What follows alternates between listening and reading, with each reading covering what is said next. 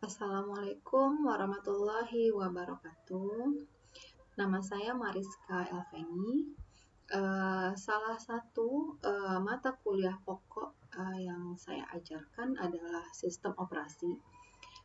Namun sebelum masuk ke materi, saya ingin menjelaskan tentang rencana pembelajaran semester. Di sini untuk jumlah SKS, yaitu 3 SKS, di mana waktunya 2 kali 50 menit.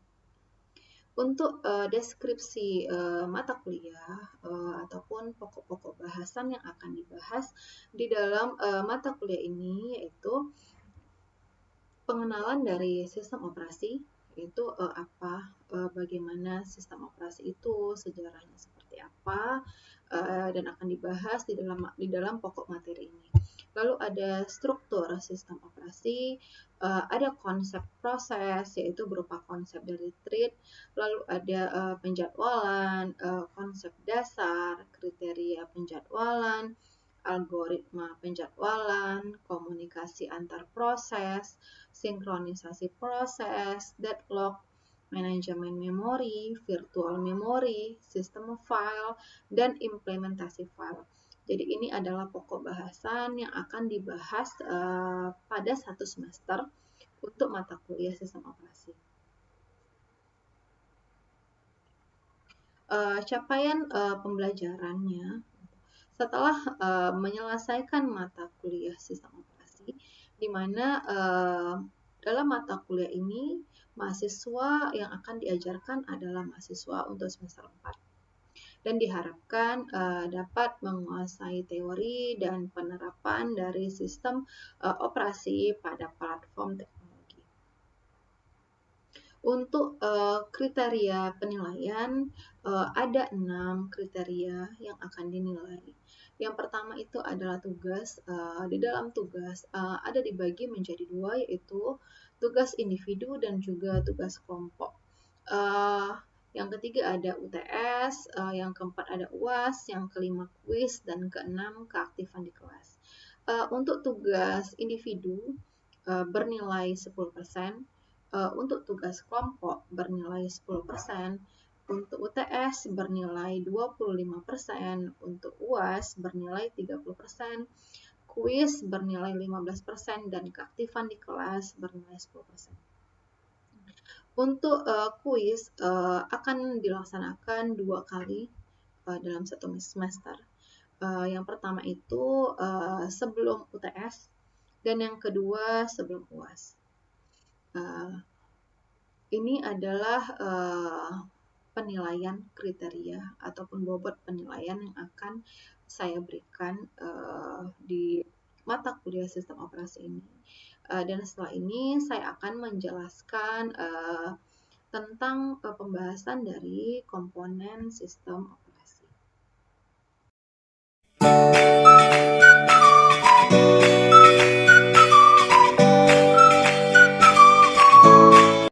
Assalamualaikum warahmatullahi wabarakatuh. Di sini saya ingin membawakan mata kuliah sistem operasi dan pokok bahasannya adalah struktur sistem operasi. Ada beberapa sub pokok bahasan. Yang pertama adalah komponen sistem operasi, layanan sistem operasi, sistem call, sistem program, dan mesin virtual. Tujuan dari pembelajaran ini, jadi setelah mempelajari materi dalam bab ini, mahasiswa diharapkan mampu mengetahui struktur dari sistem operasi. Yang pertama, komponen sistem. Ada beberapa komponen sistem di dalam sistem operasi. Yang pertama adalah manajemen proses.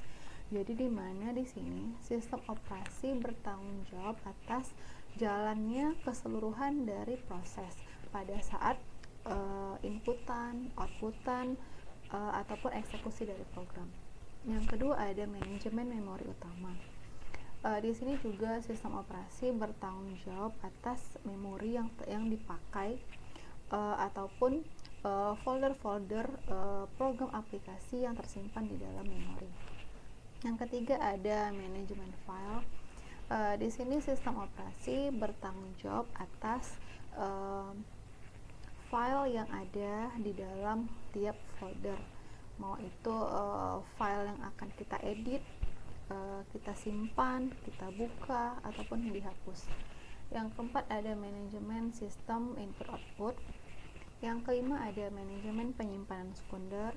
Yang keenam ada sistem jaringan. Nah, di sini sistem operasi menyediakan layanan untuk terhubung ke dalam jaringan, mau itu jaringan WiFi, LAN, dan juga lain-lain. Yang ketujuh ada sistem proteksi. Jadi sistem operasi itu sudah menyediakan sistem proteksi untuk PC tanpa harus kita menginstal antivirus lainnya. Jadi contohnya seperti sistem operasi udah ada firewall ataupun real time protection yang ada di dalam PC. Yang terakhir ada sistem command interpreter. Di sini sistem command interpreter itu yang mencakup keseluruhan yang ada tiap manajemen pada sistem operasi, mau itu manajemen proses, memori utama, file, sistem input output, penyimpanan sekunder, sistem jaringan proteksi. Itu keseluruhannya dikerjakan oleh sistem command interpreter. Yang kedua ada layanan sistem operasi. Sistem operasi memberikan beberapa layanan kepada user. Yang pertama itu ada eksekusi program, di mana sistem harus dapat memanggil program ke memori dan menjalankannya. Seperti saat sekarang ini ketika saya membuka slide presentasi gitu kan. Jadi kan ada file yang akan dieksekusi oleh sistem operasi. Dari situ sistem harus dapat memanggil program ke memori dan menjalankannya. Di mana nih saya simpan slide-nya? Jadi saya simpan di dalam drive D, gitu kan? Di situ. Jadi sistem operasi memanggil memori, ya kan, yang ada di drive D tersebut, lalu mengeksekusi program. Yang kedua ada sistem operasi input dan juga output. Jadi di sini pada saat running program kemungkinan dibutuhkan input dan juga output. Jadi input dan output ini berupa file ataupun peralatan input output lainnya. Misalnya seperti PC terhubung dengan printer. Jadi kan ada dua hardware yang saling terhubung, gitu kan. Jadi ada proses inputan yang dilakukan di dalam PC, lalu ada outputan yang dihasilkan dengan menggunakan printer. Jadi agar efisien dan aman, maka user tidak boleh mengontrol input dan output secara langsung, tapi pengontrolan itu dilakukan oleh sistem operasi. Yang ketiga ada manipulasi sistem file. Jadi di sini kapasitas program untuk membaca, menulis, membuat, dan juga menghapus file. Yang keempat ada komunikasi. Jadi komunikasi ini dibutuhkan jika beberapa proses yang sedang dieksekusi saling tukar-menukar informasi. Misalnya nih, seperti tadi yang saya jelaskan bahwa sistem operasi memberikan layanan sistem jaringan, gitu kan. Maka PC yang saya gunakan terhubung dengan jaringan WiFi. Di situ saya ingin mengirimkan email kepada teman saya, itu kan, lalu teman saya mengirimkan email kembali ke saya. Jadi kan di situ ada komunikasi yang terjadi dengan menggunakan jaringan internet. Yang terakhir ada mendeteksi kesalahan. Jadi sistem harus menjamin kebenaran di dalam komputasi dengan melakukan pendeteksian error pada CPU dan memori, perangkat input output, atau pada user program. Misalnya seperti ketika kita mau menginstal program aplikasi di dalam PC, rupanya ada terjadi error pada saat penginstalan, gitu kan, ada terjadi kesalahan. Maka sistem operasi memberikan warning, ini ada error nih, gitu kan, ada yang salah nih pada saat penginstalan, gitu. Dan juga misalnya kita membuka internet, gitu kan, rupanya ada yang ingin mencoba masuk ke dalam jaringan kita, gitu. Jadi sistem operasi kan sudah menyediakan layanan untuk proteksi, gitu kan. Jadi kan di situ ada firewall, gitu. Makanya di situ ketika ada hal yang tidak dikenali, maka sistem operasi akan mendeteksi adanya kesalahan, dan sistem operasi juga memberikan warning bahwa ada nih sesuatu yang tidak dikenali mencoba untuk masuk. Yang ketiga ada sistem call dan sistem program. Sistem call menyediakan antarmuka antara program yang sedang berjalan dengan sistem operasi. Sedangkan sistem program menyediakan lingkungan yang nyaman untuk pengembangan dan eksekusi program. Jadi salah satu sistem operasi yang dapat dikembangkan yaitu adalah Linux. Jadi Linux itu kan di open source, gitu kan. Jadi dapat untuk dikembangkan kembali, gitu kan, dengan berbagai versi yang diinginkan. Makanya di sini sistem program menyediakan lingkungan yang nyaman untuk pengembangan dan juga eksekusi programnya.